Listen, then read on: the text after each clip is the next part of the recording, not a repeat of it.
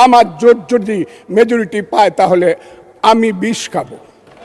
এই কথাটা আমি বলেছিলাম, আমি বিষ খাবো। এই আলবদর রাজাকারের বাচ্চারা এখনো কিন্তু ফজলুর রহমানদের মতো মুক্তিযোদ্ধারা জীবিত আছে। এই দেশে মুক্তিযুদ্ধ হয়েছে, তারা বলেছিল কোন মুক্তিযুদ্ধ হয় নাই, 47-এর যুদ্ধ হয়েছে আর 24-এর যুদ্ধ হয়েছে। সরকার ছিল, আমি শিল্পকলার সামনে থাকি, একটা গান হইতে পারে নাই, একটা নাটক হইতে পারে নাই, একটা লালনের গীতি হইতে পারে নাই, একটা বাউল গান হইতে পারে নাই। সব কিছু কালো শক্তি ধ্বংস করে দিয়েছিল। তারা বলেছিল কোন মুক্তিযুদ্ধ হয় নাই, 47-এর যুদ্ধ হয়েছে আর 24-এর যুদ্ধ হয়েছে আর 71-এ গন্ডগোল হয়েছে। সেই দিন মুক্তিযোদ্ধা হিসাবে আমি বলেছিলাম, আমি বলতে পারবো কিনা কথাটা আপনি, এই আলবদর রাজাকারের বাচ্চারা এখনো কিন্তু ফজলুর রহমানদের মতো মুক্তিযোদ্ধারা জীবিত আছে। এই দেশে মুক্তিযুদ্ধ হয়েছে, মুক্তিযুদ্ধ সত্য, 30 লক্ষ লোক জীবন দিয়েছে, এটাও সত্য। এই যুদ্ধের মধ্য দিয়েই আমরা সেদিন তাদের সঙ্গে যুদ্ধ করেছি।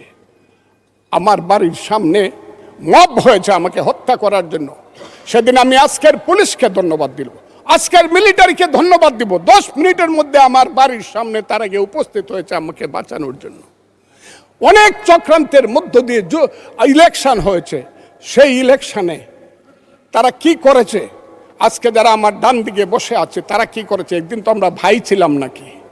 তারা যা করেছে সেটা কল্পনা করার মতো না। যত চক্রান্ত করেছে, সেই চক্রান্তের ভিতর দিয়ে যখন তারা প্রচার করতে শুরু করলো তারা বাংলায় 2/3 মেজরিটি পেয়ে তারা পাস করবে, আমি হতভাগা ফজলুর রহমান বলেছিলাম জামাত জোট যদি মেজরিটি পায় তাহলে আমি বিষ খাবো। এই কথাটা আমি বলেছিলাম, আমি বিষ খাবো। হ্যাঁ, কথাটা সত্য, আমি বলে যাচ্ছি।